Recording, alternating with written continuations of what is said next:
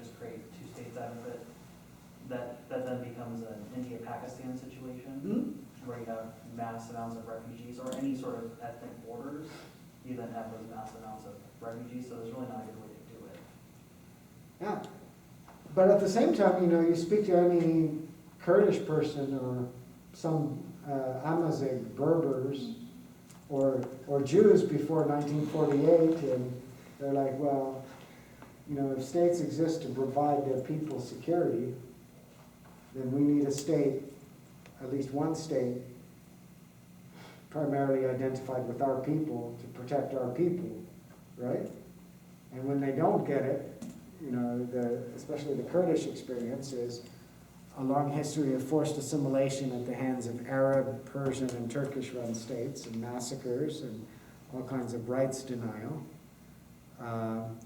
So it's hard to argue with their unhappiness with these Sykes-Picot borders, but at the same time, responding to your question, William, it's not at all clear that what the effect of different borders would have been, right? One thing we might be able to agree on, however, is that when a colonial power comes in, let me give you the example of France and Algeria after that slap incident. So France comes into Algeria, decides they're going to annex Algeria, and Algeria becomes, I think, the 17th department of the French Republic. I'm not sure about the number. And they bring in settlers from France, les Pieds Noirs. And these settlers get the best land, which was appropriated from villages and others in Algeria to set up vineyards and various plantations and so forth. And they're in place for, say, 100 years before the Algerians mount a large-scale insurrection with urban fighting in Algiers and so forth to finally put the French out. In those 100 years or so, do you think Algeria, as soon as the French leave, is just like it was before they arrived? No. It never is it? What did they do? They concentrated land-holding patterns by confiscating communal or shared lands and other lands. Those don't get returned to the people the French confiscated them to 100 years ago. Who did they go to? People, usually, are people that they put in place. Say again? Nobles, I would say bureaucrats and that kind of thing. Right, the new elite. In this case, it's going to be the people who led the fight in the Front de la Libération Nationale, the FLN, the Algerian Independence Movement. So they get these best lands. Their power vis-a-vis the rest of the population is way higher. They control all these resources, right? Not only that, but they get good guns from the French too. What have the Romans ever done for us? Okay, they gave us a bunch of guns. What do you do with those guns when you're the new elite? Protect your space. Right, you defend your privilege, such as the great lands you just grabbed from the colonialists. And you've got all kinds of centralized rule patterns, administrative capacities that you inherited and that you learned. And while the French were there fighting, say, the majority that wanted independence, do you think they maybe recruited some local allies to help them?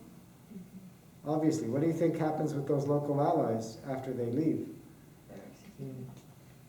Tension and divisions in the society, payback, and so forth. Is that a good basis for democracy or stable rule? There's better examples than in Algeria for that particular phenomena. In Iraq, who did the British use against the Shiite or the Arab majority? They used Christian Iraqis especially. I met some. I met an old man there 20 years ago who was a pilot in the British Air Force, Iraqi Christian. What was the first action of the British Air Force in a military campaign against civilians? It was in Iraq. They bombed Kurdish villages in Iraq in the 1920s that were in revolt. That was the first time air forces were used against civilian targets in history. The pilots would be from this minority. Do you think, like, the Kurds for instance, are happy with the Christians after something like that, or the Arab majority. In Syria, who do you think they recruit? They recruit Kurds, Alawis, and Druze, the French do, to help them fight the Sunni majority, the Sunni Arab majority in Syria. Come independence, we're going to have some tensions, right? And then we're like, oh, minority rights suck in the Middle East. They do, they really do. But part of that blame has to go to divide and rule policies of the colonial powers. If you say, it's not a liberal place, well, you know, that's true, but in the 10th century, it was more liberal than Europe and more liberal than the Middle East now. So why? What's going on? Right? Part of that story has to come with the experience of colonialism. I don't want to suggest that it's the whole story. I don't want to deny agency or responsibility from the local actors.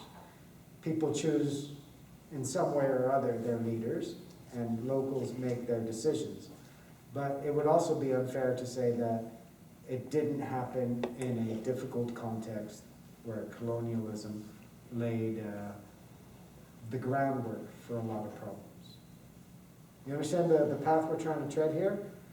I'm very much against the arguments that it's always about us. It's always about Europe or America. But at the same time, we have been involved over there. So there's a legacy for these things.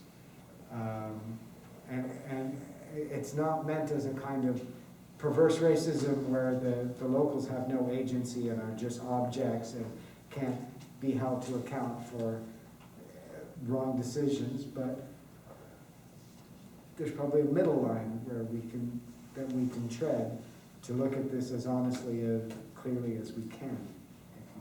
Okay? Especially those divided. Well, my article on ethnicity that I assigned to you, right? I don't know if it had my name on it, but I wrote that for the Encyclopedia Development. You see how ethnicity in certain contexts can become a very useful thing, a force for good, or in other contexts it can be one that divides people and sets groups against each other. Well, the argument here is that colonialism comes in and perverts ethnicity and ethnic identity in a way that has ramifications even today, sets them against each other, divide and rule policies, okay?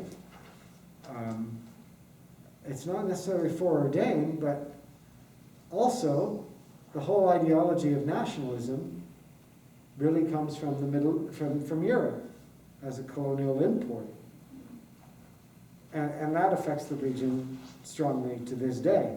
When I said earlier that Kurds found themselves subject to forced assimilation from Arab regimes in Syria and Iraq, a Persian-dominated regime in Iran, and a Turkish-dominated regime in Turkey. You know, for hundreds of years under the various empires, that kind of stuff didn't matter. That wasn't the locus of identity. We talk about this more in my Tuesday classes, but you know, the Iranian dynasties themselves were Turkic.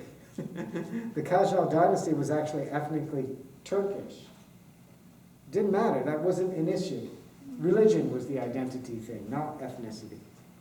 But suddenly you import European-style nationalism where it's not religion, but it's rather ethnicity, and everyone within the state has to be one nation, and the nation is defined by a language, a culture. Remember, we did who is an Arab and so forth.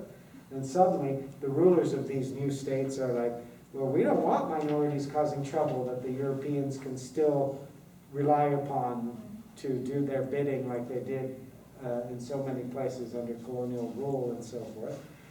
We want everybody to be united so that we'll be stronger. So we're going to forbid Kurdish education. We're going to forbid the Amazigh languages and so forth. We're going to deny that these minorities even exist and assimilate them into one nation. That was the French model. At the time of the French Revolution, less than half of French people spoke